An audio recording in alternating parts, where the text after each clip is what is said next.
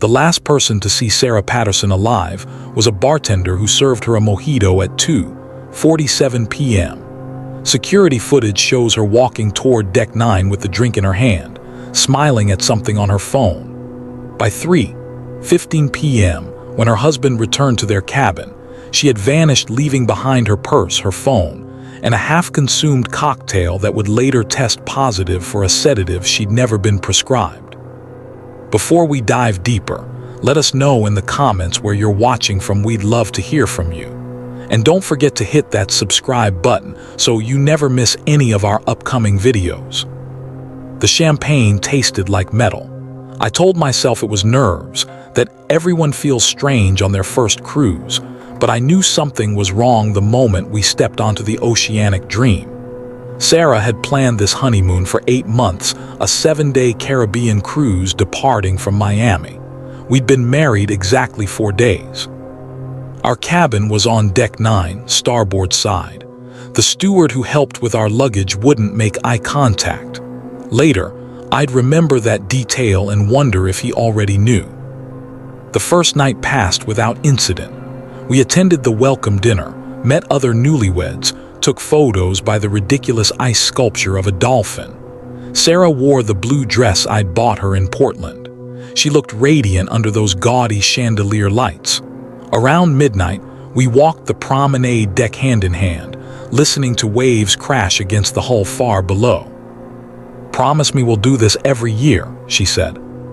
I promised. By the second day, the ship had reached open water. No land visible in any direction, just endless gray blue stretching to the horizon. That afternoon, Sarah complained of a headache. She took medication and napped while I explored the casino. Lost $40 on blackjack. When I returned to the cabin around 6, she was gone. Her purse sat on the bed, phone inside fully charged. The balcony door stood slightly ajar. I checked the bathroom. Empty. Searched the narrow hallway outside our cabin, asked a passing couple if they'd seen a woman in white shorts and a green tank top. They hadn't. The rational part of my brain suggested she'd gone to get ice or visit the spa. The other part, the part that remembered that metallic champagne taste, knew better. Ship security took 40 minutes to respond to my call. Officer Whitmore was a thick-necked Australian with a clipboard and an expression that said he'd handled this before. He asked routine questions. Had we been arguing? Was Sarah depressed? Did she have a history of mental illness? Had she been drinking? "We're on our honeymoon," I kept repeating, as if that explained everything. They reviewed security footage. Cameras covered most public areas: pools, restaurants, hallways, elevator banks. Sarah appeared in exactly 0 frames after 2:17 p.m. when she'd entered our cabin behind me. Our cabin had no camera. Privacy regulations, Whitmore explained. The balcony cameras only faced outward, monitoring for pirates or smugglers, not for people. The captain authorized a full search. Crew members knocked on every cabin door, checked every storage closet, scoured the engine rooms and kitchens. They found nothing. At 11 p.m., the captain made the call I'd been dreading. He turned the ship around, initiated man-overboard procedures, contacted the Coast Guard. They explained the statistics to me in the security office. Between 2009 and 2019, at least 212 people went overboard from cruise ships worldwide. Most were never found. The ocean is vast, indifferent. A human body creates almost no disturbance in water that deep. "But she couldn't have just disappeared," I said. "People don't vanish." Whitmore glanced at his companion, a woman named Tors who hadn't spoken since introducing herself.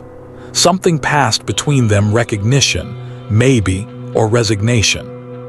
"Mr. Patterson," Tors began carefully, "has anyone approached you or your wife since boarding? Offered to sell you anything, invited you to a private event, asked unusual questions?" The question felt wrong, too specific. "What kind of questions?" "About your family. Whether people knew you were traveling, whether you'd told anyone which cruise line or which ship." Cold fingers traced my spine. No, nobody asked us anything like that. Why? Torres opened a folder I hadn't noticed. Inside were photographs, 8 of them, arranged in 2 rows. Young couples, all smiling, all wearing formal clothes, all standing in front of that same ridiculous dolphin ice sculpture. These people went missing from cruise ships over the past 3 years, she said. All newlyweds, all from this ship, all from cabins with private balconies on decks 8, 9, or 10. The room tilted. I gripped the desk to steady myself. We've never gone public, Whitmore added quietly. Company doesn't want the publicity. Law enforcement has theories but no evidence. No bodies, no witnesses, no proof of foul play. You're saying someone on this ship is taking people, and you just let it keep sailing. Neither officer answered. The silence stretched until it became its own kind of sound, heavy and suffocating. They kept me in an interior cabin for the remaining 5 days under constant supervision. 2 rotating guards outside my door. Meals delivered by security personnel. The ship docked in Miami on schedule. Television crews had somehow learned about Sarah's disappearance. Cameras everywhere, shouted questions, microphones thrust at my face. The FBI interviewed me for 6 hours. They'd retrieved security footage showing Sarah and me entering our cabin at 2:17 p.m. The timestamp matched what Whitmore had said. But there was something else, something the agents showed me on a laptop screen, their faces grave. At 2:19 p.m., our cabin door opened from the inside. A figure emerged, moving quickly toward the nearest stairwell. The camera angle was poor, the image grainy. The person wore crew coveralls and a maintenance cap pulled low.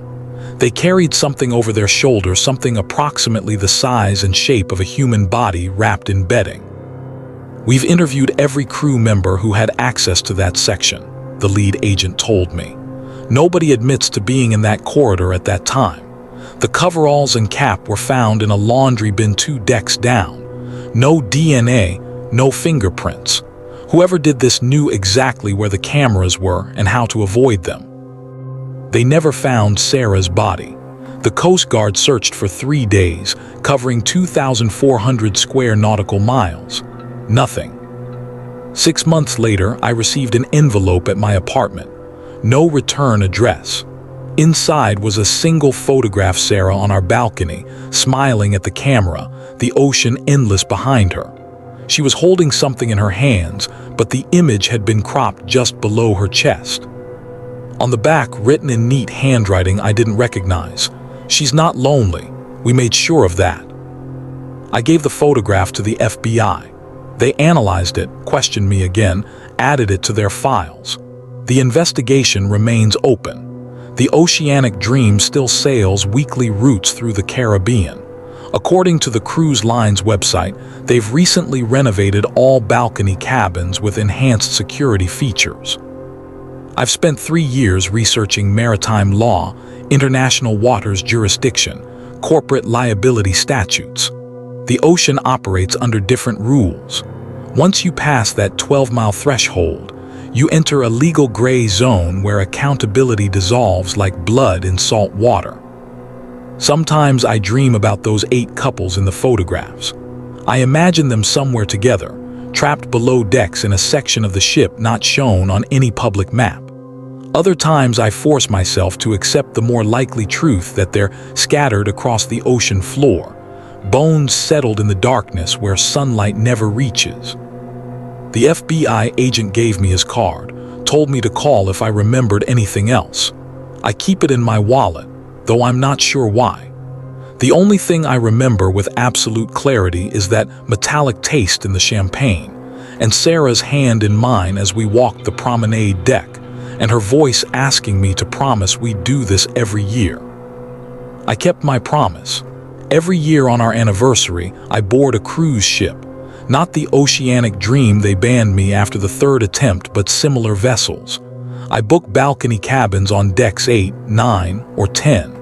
I watch the other passengers, especially the young couples taking photographs by ridiculous ice sculptures.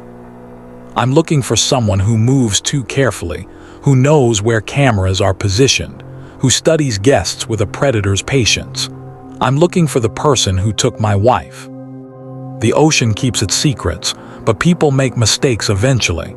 They always do. I just have to be patient.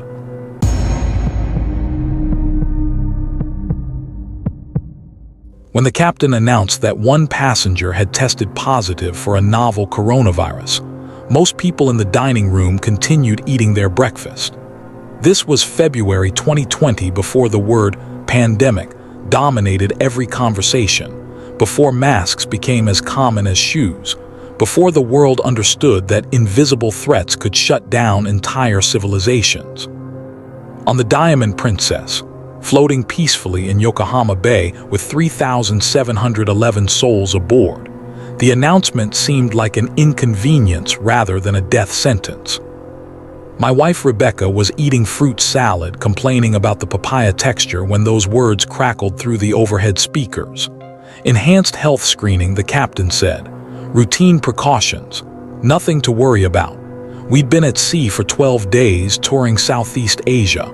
Our retirement cruise 2 months in the making. By noon, Japanese health officials had boarded. They wore full hazmat suits, white coveralls, respirators, face shields. The contrast was jarring. Passengers still lounged by the pool in swimwear, drinking piña coladas, laughing. Nobody grasped the severity yet. We thought bureaucracy, not catastrophe. Probably just overreacting, Rebecca said. Remember when we flew during the swine flu thing? Same panic, nothing happened. I wanted to believe her. The first quarantine order arrived that evening. All passengers confined to cabins. Meals delivered 3 times daily. Stay inside until further notice. Duration uncertain. People grumbled but complied. Our cabin measured maybe 200 square feet, 2 beds, a bathroom, a window overlooking the deck below. Cozy for sleeping, suffocating for living. Day 2 brought thermometers. Check your temperature twice daily. Report readings via phone. Anyone registering above 37.5 degrees Celsius would be removed for testing. I watched from our window as medical teams moved through corridors in full protective gear. The disconnect was staggering outside our window. The bay sparkled peacefully. Inside, something invisible was spreading. Rebecca developed a cough on day 3. Dry, persistent, getting worse at night. She dismissed it as allergies. The air conditioning, she insisted. Too cold, too recycled. But I saw how she touched her throat between coughs, felt her forehead when she thought I was sleeping. Her temperature that night, 37.8 degrees. I didn't report it. That decision haunts me still. By day 5, the numbers became impossible to ignore. 10 cases, then 20, then 50. Passengers whispered through phone calls and emails. How many really? How could this happen? We were trapped on a floating Petri dish while the infection multiplied exponentially behind closed doors. The crew brought updates every morning, new case counts, revised protocols, promises of imminent resolution. Each update made things worse. Testing takes time, results delayed, limited medical facilities. Passengers would be evacuated eventually, but Japan wanted assurances first. Nobody wanted to import a plague. Rebecca's cough worsened. She stopped eating, said everything tasted like metal. Her temperature climbed to 38.4. I called the medical line. They told me to monitor her, call back if she developed difficulty breathing. Monitor her. In a cabin the size of a parking space, with no medical equipment, no expertise, no options. I'm scared, she admitted on night 7. First time she'd said it out loud. We'll be fine, I lied. They're evacuating people tomorrow, Americans first. That night, lying awake while Rebecca's labored breathing filled the darkness, I understood how quickly civilization's veneer cracks. We were 70 yards from shore. I could see streetlights through our window, cars passing on the road, but we might as well have been on Mars. Day 8 brought chaos. Evacuations finally began. Buses arrived for American passengers testing negative. But the logistics were nightmarish, getting 400 people off the ship while maintaining quarantine protocols. Lines formed in hallways. People wore surgical masks, scarves, bandanas, anything they could improvise. Nobody knew who might be infectious, who might be incubating. Rebecca couldn't walk without help. Her oxygen levels had dropped. I didn't need equipment to see it in her bluish lips, her gasping breaths. When the medical team finally came, they wore those same hazmat suits. They tested her with a nasal swab that made her eyes water. Then they waited.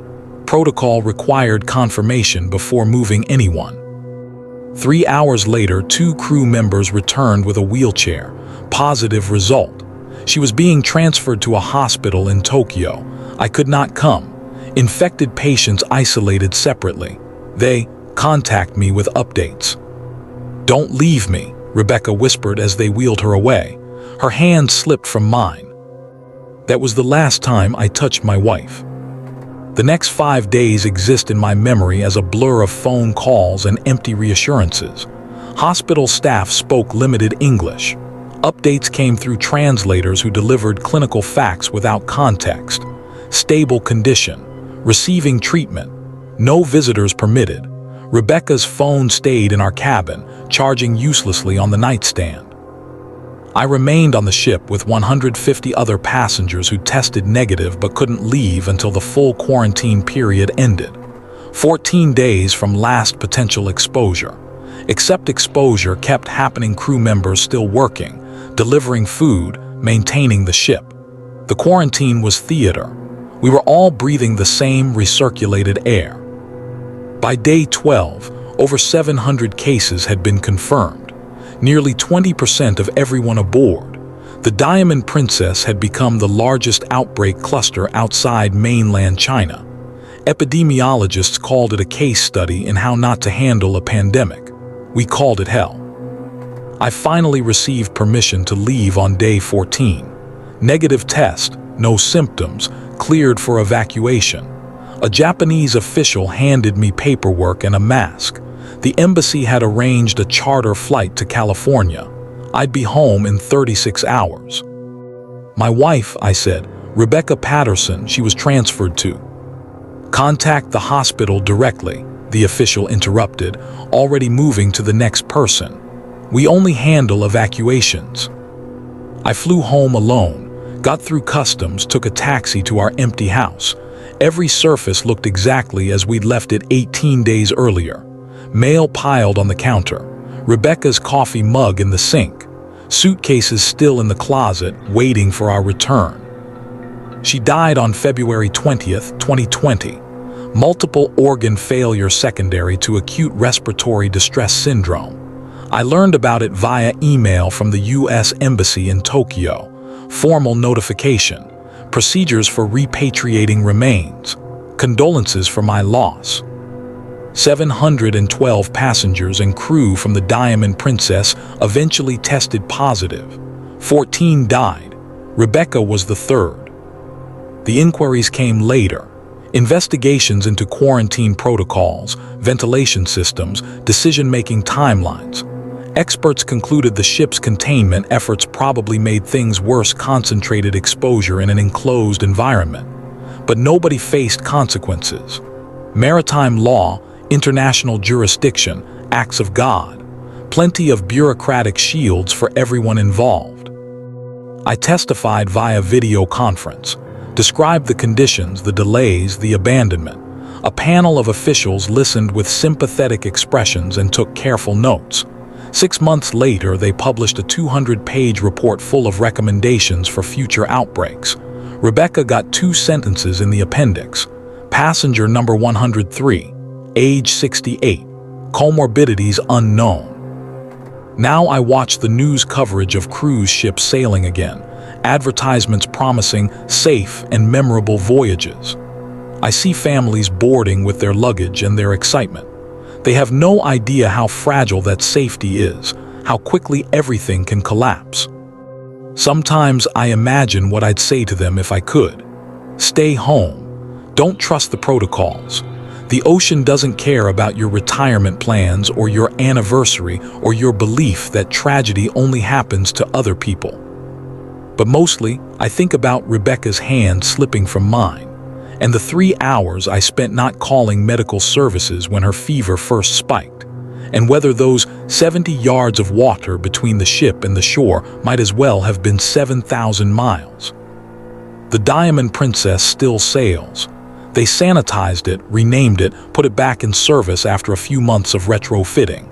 Different name, different itinerary, same ship. You can book a cabin right now if you want. They'll give you a good rate. Just promise me you'll pack your thermometer.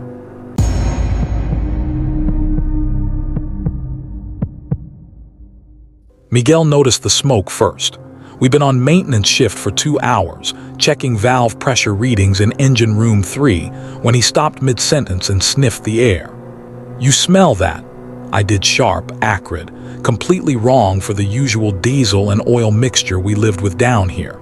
This smelled like burning plastic, electrical insulation melting. Before I could respond, the alarm started screaming, and within seconds the compartment filled with thick black smoke that made breathing feel like swallowing glass. Engine rooms on cruise ships exist in their own universe. 8 decks below the passengers drinking cocktails, separated by layers of steel and machinery, hot enough that you sweat through your coveralls within minutes. The Symphony of the Seas carried 6,680 passengers that week. 16 decks above us, they were probably at dinner, oblivious. Down here, something was very wrong. The fire started in the auxiliary generator panel, faulty wiring that had somehow passed 3 inspections.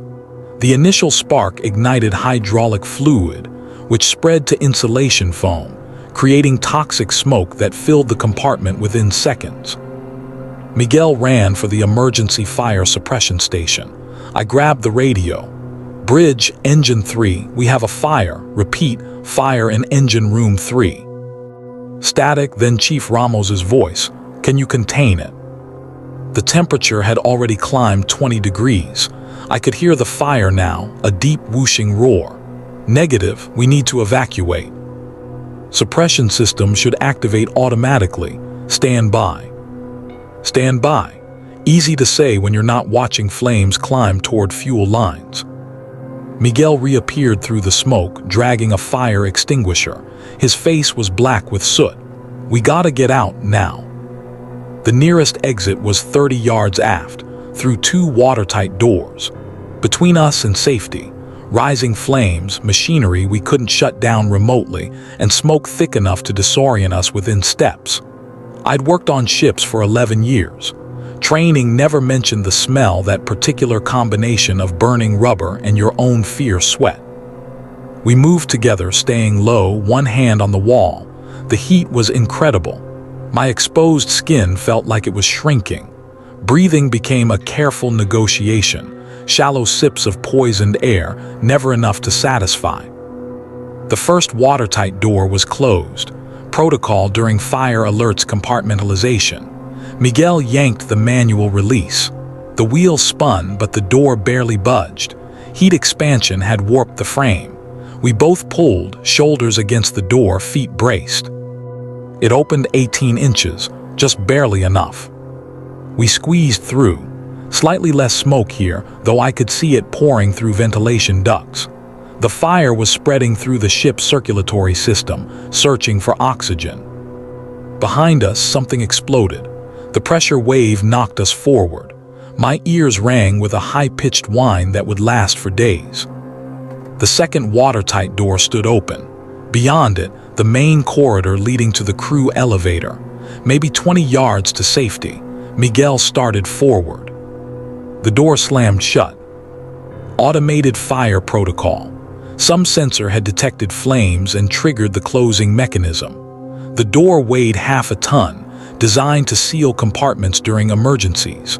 Once closed, it required hydraulic power to reopen, power controlled from the bridge. We were trapped between a closed door ahead and a growing inferno behind. Miguel pounded on the door, screaming into his radio. I scanned for alternatives. 3 possible routes. Back the way we came, impossible. Through the service crawlspace to engine room 4 would take 10 minutes we didn't have. Or up the emergency ladder to deck C. Ladder, I grabbed Miguel's shoulder, pointed up. The emergency ladder was never meant for rapid transit. 20 feet straight up, steel rungs barely wide enough for boots, access through a hatch requiring 2 hands to open. Miguel went first, climbing with desperate speed. I followed, looking down once to see flames emerging from the compartment we just left. Halfway up, Miguel stopped. The hatch above him wouldn't open. Locked from the outside, his voice cracked. It's fucking locked. Deck C was a service level, accessible only to authorized crew. Safety regulations. Keep passengers out of restricted areas. Now those same regulations were killing us. I squeezed past Miguel, wedged my shoulder against the hatch. Metal, heavy, unyielding. Below us, the temperature continued rising. Smoke was filling the shaft. Soon we'd have neither visibility nor breathable air. I slammed my fist against the hatch again and again, screaming until my voice gave out. Miguel joined me, both of us hammering on our prison ceiling. My radio crackled. Hear me? Evacuating levels. We're trapped, I screamed. Deck C access, the hatch is locked. More static, then minutes hold. Hold, the single most useless word in the English language. Miguel was coughing continuously, now deep racking spasms. My own throat felt lined with broken glass. Each breath carried less oxygen, more poison. I'd read about smoke inhalation deaths. Most fire victims don't burn, they asphyxiate first, consciousness fading gradually. I remember thinking about my daughter, Elena, 8 years old, living with her mother in Cartagena. I'd missed her birthday for this contract. Promised I'd bring her a doll that peed itself when you fed it water. The hatch opened. I don't know who was on the other side, some crew member responding to the emergency, maybe. Or automated systems finally unlocked it. Nobody could tell me definitively later. But it opened. Miguel went up first, climbing in clumsy, oxygen-starved lurches. I followed. My head cleared the hatch and I sucked in air that felt like ice water in my burning lungs. Someone grabbed my arm, hauled me out. Chaos, crew members running, shouting. Fire suppression teams in full gear pushing past us. Someone threw a blanket around my shoulders. Another pressed an oxygen mask against my face. I pushed it toward Miguel instead. They evacuated 1,200 passengers from the lower decks as a precaution. The fire took 6 hours to fully contain. 2 other crew members suffered smoke inhalation. They'd been trapped 1 deck below us. One of them, a kid named Paulo, died in the hospital 3 days later, lungs too damaged to recover.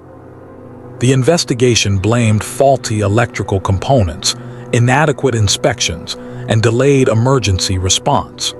The crew's line paid settlements. Miguel and I received medical treatment and 2 weeks of paid leave. I requested a transfer after that. Different ship, different company, couldn't work below Deck 5 anymore. Miguel quit the industry entirely. Last I heard, he was driving trucks in Texas. Safer, he said. At least if something catches fire on a highway, you can jump out. I still have nightmares about that ladder shaft. In the dreams, the hatch never opens. I just keep climbing toward it, hammering against unyielding metal while smoke rises beneath me. I wake up gasping, my throat tight. Takes minutes before I remember I'm not still trapped down there. The symphony of the seas still sails. They repaired the damage, upgraded the fire suppression systems. Marketing materials boast about industry-leading safety protocols. Passengers board without a second thought about the miles of machinery churning below their feet, the men and women working in spaces barely large enough to stand upright. They never think about what happens when those systems fail. Why would they? That's what people like Miguel and me are for, to disappear into the machinery and fix problems before passengers know they exist. But sometimes problems move faster than solutions. Sometimes the door closes before you reach it. And sometimes, if you're incredibly lucky, the hatch opens at the last possible second. I still buy my daughter presents every time I make port. Stupid things, usually dolls and trinkets. I'm making up for that birthday I missed, making up for the fact that I almost never came home. She doesn't know how close it came. Neither does her mother. I told them the fire was minor, routine evacuation, no reason to worry them. But I know, and Miguel knows, and so does Paulo's family, who buried a son who drowned in smoke while passengers 8 decks above finished their dessert. That's the real secret of cruise ships. Everything is fine until it is. And when it isn't, help is usually too far away to matter.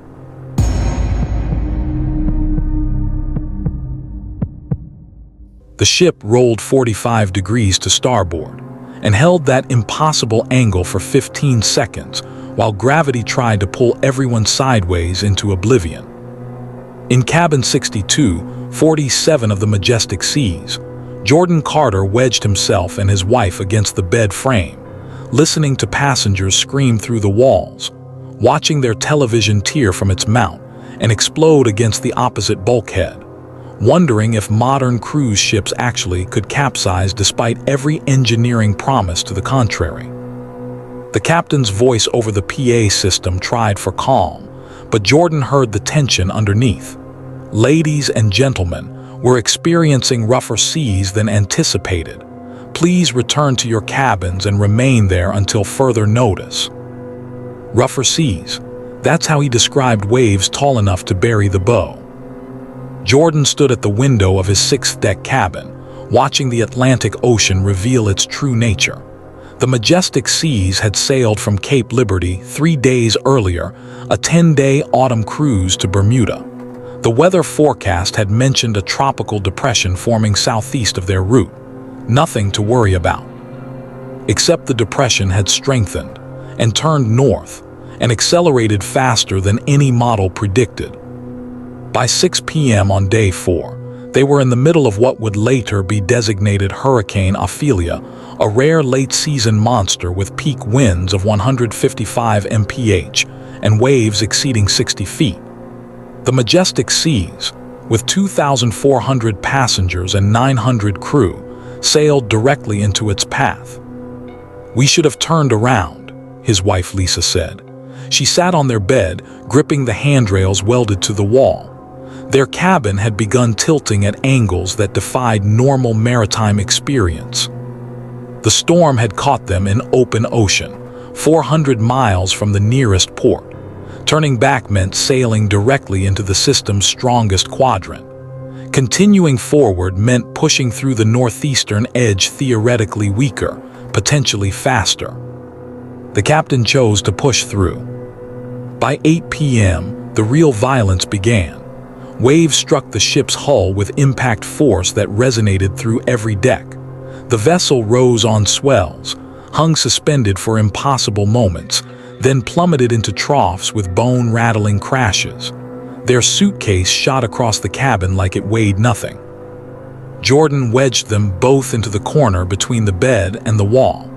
Each wave impact felt like the ship was breaking apart. The lights went out. Complete darkness, absolute and disorienting. The ship's emergency power kicked in after 3 seconds that felt like 3 hours. Red emergency lighting illuminated their cabin in hellish shadow. Somewhere nearby, someone was screaming. The phone rang. Jordan answered it, holding the receiver with both hands to compensate for the ship's motion. "This is Deck 6 forward," he shouted. "What's happening?" "Sir, remain in your cabin." The crew member sounded young, scared. "Do not leave under any circumstances. We've lost primary power. Running on auxiliary." The ship rolled 45 degrees to starboard. Jordan had been on boats his entire life. His father owned a marina in Charleston. He'd sailed through tropical storms, understood the ocean's moods, but this exceeded anything he'd imagined possible for a vessel this size. The Majestic Seas was 1,100 feet long, weighed 140,000 tons, stood 200 feet above the waterline. Ships this large don't roll 45 degrees. Except it did. Everything in their cabin slid across the angled floor.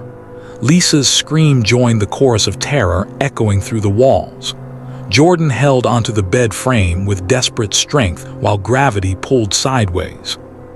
The ship hung at that impossible angle for 5 seconds, 10, 15. Then with agonizing slowness it rolled back, passed through level, tilted 30 degrees to port, steadied. "We're going to die," Lisa said, not hysterical, just stating a fact. "No," Jordan tried to sound confident. "Modern cruise ships don't sink." He didn't mention the Costa Concordia, or the MS Estonia, or any of a dozen other unsinkable ships that had found the bottom. Over the next 4 hours, the majestic seas took a beating that would require 3 months of repairs. Waves shattered windows on the forward observation deck. Water flooded public areas, shorted electrical systems, forced evacuation of lower deck cabins. The starboard lifeboat tore loose, tumbling into the ocean. In the engine room, crew members fought to keep systems running while seawater poured through compromised seals.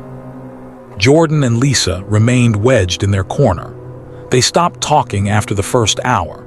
They just held each other while the ship bucked and rolled through waves that shouldn't exist this far north, this late in the season. Around midnight, something changed.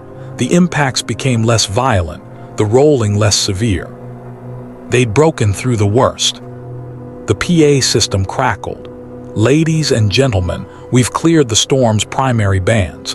Seas remain rough, but we're through the most dangerous section. Please remain in your cabins until we've verified it's safe."